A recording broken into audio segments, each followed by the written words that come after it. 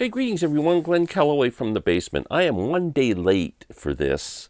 It is the 50th anniversary of this incredible album, Blood on the Tracks, Bob Dylan, one of his masterpieces as far as I'm concerned. Um, wow, what can you say about this album? As far as I'm concerned, there are certain albums that were recorded that just have a magic about them and they have a feeling that permeates through the whole record. It's not that all the I don't even know how to describe it. Just everything gelled, and it just has a certain mood to it. My first example is Astro Weeks. Uh, Another one is No Other by Gene Clark, and the third one is Bob Dylan's Blood on the Tracks. Now, just a bit of history before this. Bob had left the Columbia label after two albums that were not well received at the time, Self Portrait and New Morning. Now, when looking back, people appreciate them much more. Um, Left the Columbia label and signed with Geffen Records and made an album with a band called Planet Waves, which was actually, I think, a pretty good record. And then they toured before the flood and the live album there. Um, After that, Bob and his wife were having some serious marital issues. Bob left for New York and started up a relationship with another woman, which set off divorce proceedings, I guess.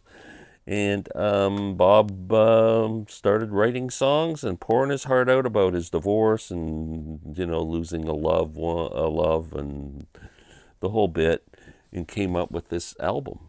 And the songs are absolutely incredible. The writing's incredible. I don't think Bob's voice was ever better. So much emotion. Just an incredible record.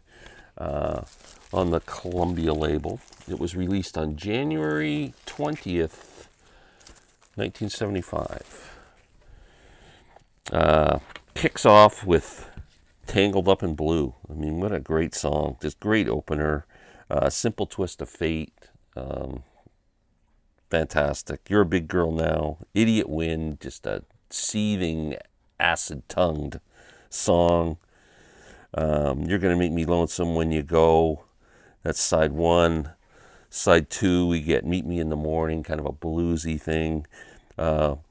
Next, the epic Lily Rose marrying the Jack of Hearts, which when you close your eyes and listen to this song, it's so cinematic. You can almost picture the characters and the whole thing. There's a robbery going on and a love triangle, and it's just incredible the way this man can write. If You See Her, Say Hello, absolutely beautiful song. Shelter from the Storm might be one of my favorites on the album, and Buckets of Rain. Now, the one thing about this album, it was recorded in an open drop D tuning, which someone showed Bob how to do, and he recorded the whole album that way, from what I understand. At one point, had invited, when he wanted to do this album with an electric band, he called his buddy Mike Bloomfield in, and they went over the songs, and Mike made comments later that it was one of the most confusing sessions he'd ever been in. All the songs were in the same key, and Bob was playing them so fast, and he didn't get it. He just said, no, this is not for me, and walked away. And Bob did record the album with an electric band, went to visit his brother back in Minnesota. They listened to the tapes, and his brother said, no, this isn't working. And they decided to rent a studio in Minnesota, brought in some acoustic musicians, and came up with what would be the album we all heard when it was released. So that's January 75.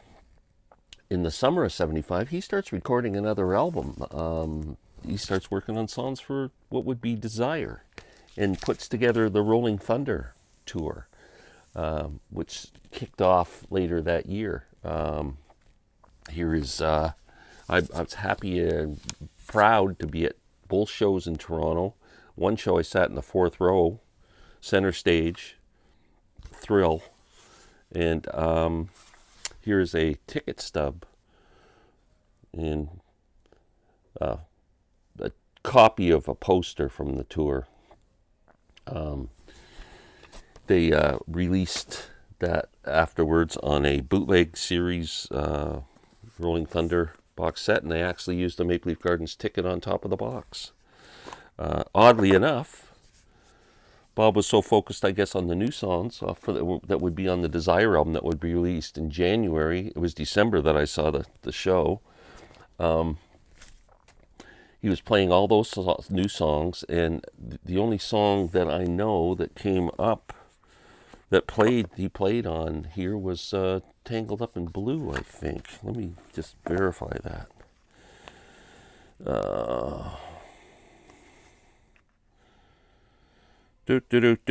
Bear with me. Oh, Lord. Yeah, there's a lot of other songs on here. I'll find it. Yeah, Tangled Up in Blue is the only one I can find off the whole set that he played off of Blood on the Tracks, which is kind of odd because that was such a big album that year. But what a great show regardless. That's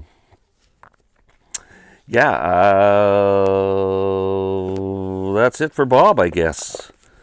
Excellent album. Happy birthday, Blood on the Tracks. I do want to mention I am doing a live chat tonight with my good friend Robert Lawson. We are going to talk about Miles Davis. Robert tells me he has a huge Miles Davis collection, and we're going to kind of show it and then have a little talk about Miles. So if you're interested in getting into jazz, because that's one of the questions I want to ask. If you're a newbie to jazz, having a hard time getting into it, maybe this will help you. If you're just a Miles Davis fan, you might want to join in. If you like anything and you just like to hear two guys yap away, please do that as well. What else is coming up? I know I'm trying to do a bunch of videos. I'm a countdown to my 1,000th video, and I'm also coming up to my 5-year anniversary in the vinyl community. So it's kind of exciting time for me.